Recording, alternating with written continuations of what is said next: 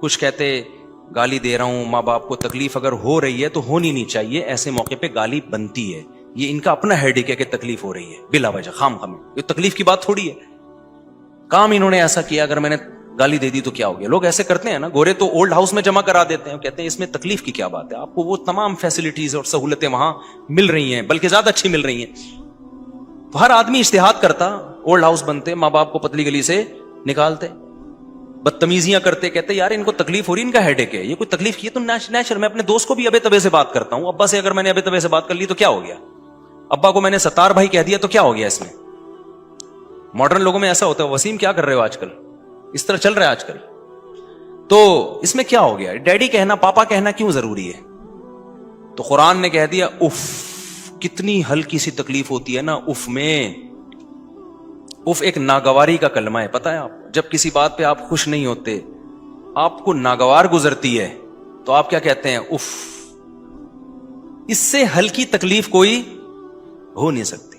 ابا نے بولا بیٹا جا میرے لیے پانی لے کر، آج کل ابا سگریٹ منگوا رہے ہوتے ہیں، پانی تو منگواتے نہیں ہیں، کیا کریں، پانی تو وہ خود اٹھ کے پی لیتے ہیں. جا پان لے کر آ، گٹکا لے کر آ. آپ نے کہا اف، تو قرآن کی آیت کی کیا کر دی، بولو. اور اف پتہ ہے ہر زبان کا اف دوسرے سے الگ ہے، یہ تو عربی کا لفظ ہے نا.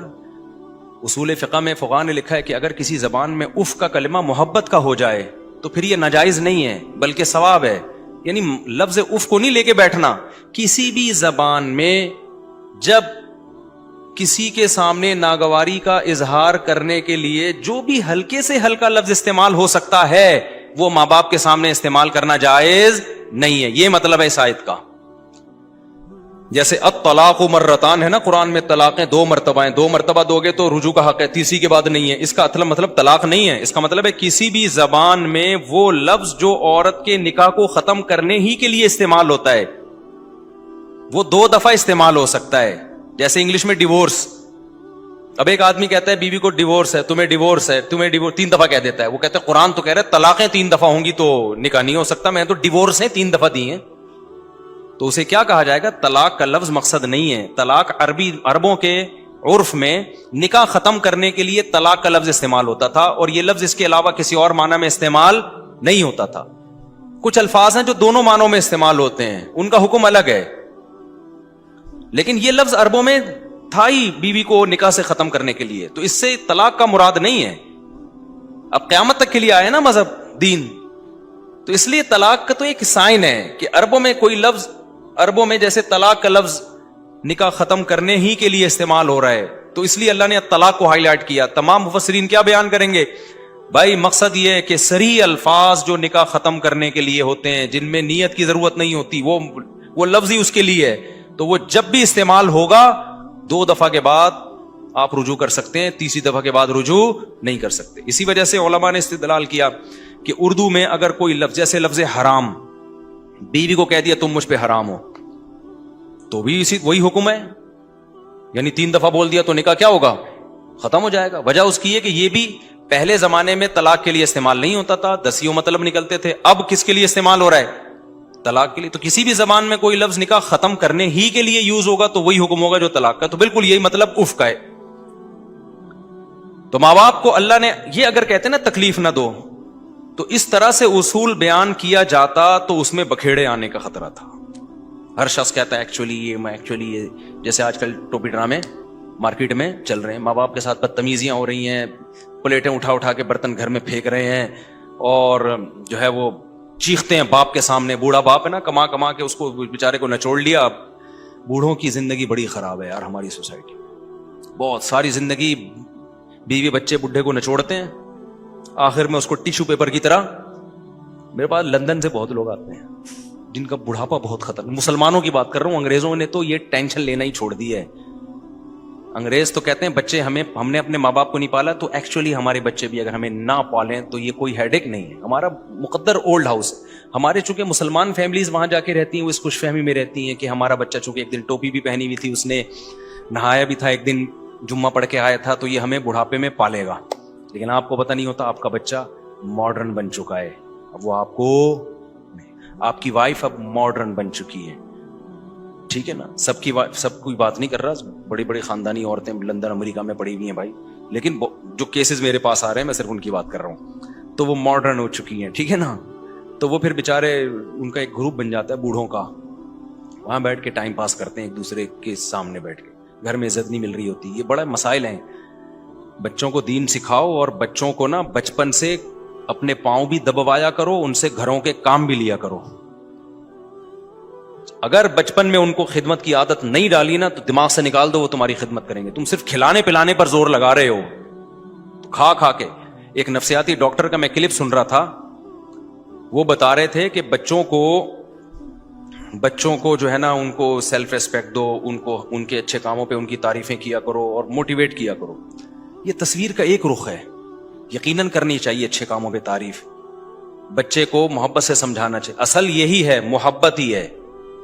لیکن اگر ہر وقت وہ اپنی تعریفیں سنے گا نا, اس سے اس کے اندر اپنی برائی سننے کا حوصلہ ختم ہو جائے گا. یہ بھی ذہن میں رکھو. اس لیے اعتدال ضروری ہے, اصل محبت ہی ہے. بلا وجہ بچے کو ڈانٹنا مارنا یہ اس کی علامت ہے کہ آپ گدھے ہیں, سمجھ رہے ہو, یہ آپ کے گدھے ہونے کی علامت. بچہ محبت چاہتا ہے, اس کو دیکھ کے بھی محبت آتی ہے, تو اپنا گدھا ہونا ثابت مت کرو. تو لیکن کہیں ضرورت پڑتی ہے, کچھ ریسٹرکشنز ہوتی ہیں, کچھ پابندیاں ہوتی ہیں, بدتمیزی نہ کرنے دو, اپنے کام خود کرے. 7 سال تک بچے کا یونیفارم ماں پریس کرے گی اور دھوئے گی. 7 سال کا بچہ ہو گیا, بیٹا اب اپنے کپڑے خود ہی استری کر. ہم تو اپنے کپڑے خود استری کرتے تھے یار. مائیں لگی ہوتی ہیں 8 سال کے بچے کے بھی کپڑے استری کر رہی ہیں, اس کے جوتے بھی پالش کر رہی ہیں. ابے بھائی تو اس کی ماں, یہ تیری ماں ہے یا تو اس کی ماں ہے؟ اس کو خدمت سکھاؤ, اس کو بولو بیٹا مجھے پانی پلاؤ. میں یہ کہہ رہا ہوں اس پہ اس کی طاقت سے زیادہ بوجھ ڈالیں, گدھا بنا کے رکھیں, لیکن کچھ نہ کچھ کام لینا اس سے شروع کریں. میں باقاعدہ گھر میں جا کے اپنے بچوں سے پاؤں دبواتا ہوں اپنے, لیکن چونکہ چھوٹے بچے ہیں زیادہ بوجھ بھی نہ ہے تو ان کو بولتا ہوں اپنی مرضی سے جتنی دیر دبانے ہیں دباؤ, ٹھیک ہے, جب تھک جاؤ تو چلے جاؤ. بوجھ نہیں کرتے کہ دباوے ادھر جا رہا ہے, تھوڑی دیر وہ ہلیں گے جلیں گے, پھر شرارتوں میں لگ جاتے ہیں. عادت تو ڈالو کچھ تو. حالانکہ میرا بالکل دل نہیں چاہ رہا ہوتا پاؤں دبوانے کا, مجھے تو شوق ہی نہیں ہے پاؤں دبوانے کا. تو کبھی بہت تھکاوٹ ہو, کوئی مسئلہ ہو تو ایک الگ بات ہے. نارملی میں یہ اپنے مریدوں سے بھی یہ کام نہیں لیتا. تو تھوڑی بہت عادت پڑی ہے, وہ بھی ہمارے KPK کے شاگرد ہیں, وہ نہیں چھوڑتے بھائی. جب کوئی استاد جائے نا وہ بڑی عزت دے, وہ تو پاؤں دبائیں گے ہم, یہ ہو ہی نہیں سکتا کہ آپ بیٹھو. تو پھر تھوڑی بہت جو عادت پڑی وہاں سے پڑی ہے. لیکن اپنے بچوں سے اپنی خدمت بولو کرواؤ, گھر کے کام کاج ان سے لو. تو میں ایک دن گھر میں گیا تو میرا بیٹا بڑا والا جھاڑو لگا رہا تھا, جو بڑا اچھا لگا. میں نے کہا صحیح چل رہا ہے بیٹا, بالکل. ابھی سے ان میں صاحب زادگی اور وہ ایکچولی بچوں کی سیلف اور ٹوپی ڈرامے, فرعون بنے گا, صحیح ہے نا, اتنا چھوئی موئی بن جائے گا کسی کام کا نہیں. پھر وہ کھانا سیکھے گا, کھلانا نہیں سیکھے گا. ہماری تربیت کا اسٹائل اور انگریزوں کا بہت فرق ہے. انہوں نے اپنی خدمت تھوڑی کروانی ہے بڑھاپے میں, انہوں نے تو 18 سال کا کر کے مارکیٹ سے شارٹ, چل بھائی نکل اپنی گرل فرینڈ کے ساتھ گھوم. ہم تو خاندانی لوگ ہیں بھائی, خاندانوں کی شکل میں رہتے ہیں, دادا دادی نانا نانی ساس سسر بہو داماد, یہ سارا سیٹ اپ ہے ہم لوگوں کا. گرل فرینڈ بوائے فرینڈ میں وہی سیٹ اپ ٹھیک ہے جو وہ چلا رہے ہیں. تو وہ پھر تنہائی کھاتی ہے ان کو بڑھاپے میں. گرل فرینڈ بوائے فرینڈ والوں کو تو بڑھاپے میں تنہائی کھائے گی. تو دیواروں کو دیکھ دیکھ کے روتے ہیں. آپ نے بوڑھوں کا انگریزوں کا بڑھاپا نہیں دیکھا؟ وہاں جاؤ نا, جاپان میں جا کے دیکھو. ابھی تو خیر ہم جب گئے ہیں تو میں نے سڑکیں اور ماشاء اللہ ایٹیٹیوڈ سب کچھ دکھایا میں نے, کیا خوبصورت. اور پھر یہاں آ کے میں نے بتایا کہ ابے بڈھوں کو دیکھا ہے ہم نے, 90 سال کا بڈھا 18 سال کی لڑکی کو لے کے گھوم رہا ہے. ہم سمجھ رہے تھے پوتی ہے, پتا چلا گرل فرینڈ ہے. پہلا ہی دن جو میرا اٹلی میں تھا نا, پہلا دن جب میں ہوٹل میں ٹھہرا ہوں اپنے دوستوں کے ساتھ, تو بڑی عمر کی عورتیں ٹین ایجر لڑکوں کے ساتھ ہوٹل میں جا رہی ہیں. جیسے ایک 16-17 سال کا ایک لونڈا ہوگا, پپو سا لونڈا, ایک بڈھی سی 70 سال کی خاتون جا رہی ہیں اس لونڈے کو لے کے. میں سمجھا کہ یار ہم بلا وجہ اولڈ ہاؤس ہولڈ, یہ تو ماشاءاللہ ماں بیٹے اور دادا پوتا کتنا اچھا ٹریولنگ کر رہے ہیں. پھر اللہ معاف فرمائے باتیں کہتے ہوئے بھی برا لگتا ہے. پتہ چلا یہ کرائے کے لونڈے ہیں جو بوڑھی عورتوں کو ملتے ہیں, باہر کھڑے ہوتے ہیں جا کے, کوئی بھی عورت اپنی جنسی خواہش پوری کرنے کے لیے ہوٹلوں میں. یہ یار یہ کلچر ہے, اٹ از کالڈ کلچر. ایسی سڑکوں کا کیا کرنا ہے یار. اگر وہ بوڑھی بیچاری ٹائم پہ شادی ہوتی, اس کے اولاد ہوتی, آج وہ اپنے پوتے نواسوں کے ساتھ کسی پارک میں گھوم رہی ہوتی. رشتے والے آ رہے ہوتے اس کے پوتوں نواسوں کے, وہ دادی بن کے جو ہے نا, دادی سے آشیرواد لیا جا رہا ہوتا دلہن کے سر پہ. ہماری دادی جب دنیا سے, مجھے اپنی دادی یاد آ رہی تھی, ہماری دادی جب جس دن انتقال ہوا پورا گھر دھاڑے مار کے رو رہا تھا.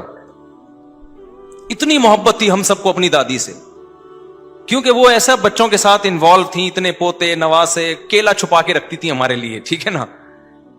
والد صاحب آتے, جیب خرچی ان کے ہاتھ میں پکڑاتے, کسی پوتے سے زیادہ پیار ہے, کسی سے تھوڑی سی جیلیسی چل رہی ہے ان کی نا, تو نماز پڑھ رہی ہیں مصلے پہ, اللہ اللہ میں لگی ہوئی ہیں, اپنے بچوں میں مشغول, تو تھوڑی بہت غیبتیں بھی چل رہی ہیں.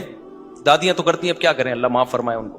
جب غیبت کرتی تھی نا, بہت پڑوسیوں کی جب غیبت ہوتی تھی بہت آہستہ آواز سے, میری والدہ کو بلاتی, میں نے کیا کریں, ہم کہتے تھے کہ اماں کہتے تھے ہم ان کو نا, ہم کہتے تھے یہ آواز وہاں تھوڑی جائے گی بھائی اتنی دور.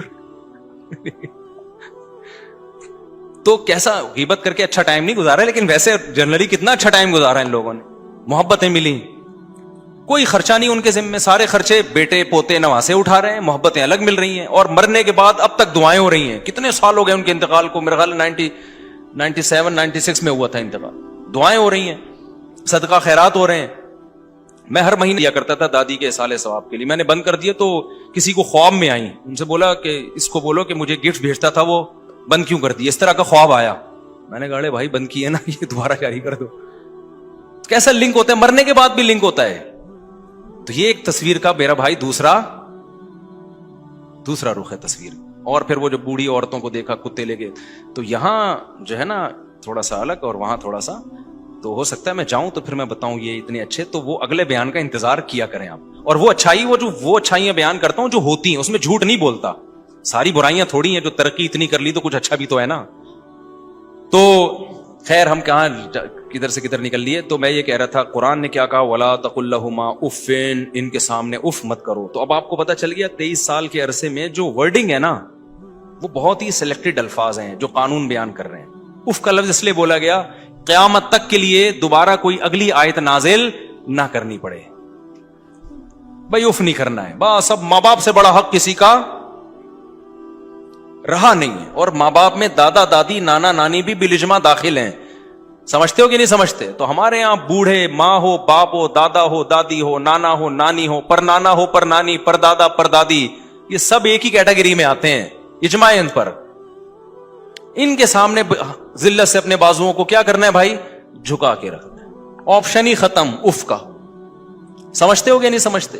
دوستو السلام علیکم. میں آپ سے یہی کہنا چاہوں گا کہ آپ ہمارے ویڈیو کو لائک اور چینل کو سبسکرائب ضرور کریں.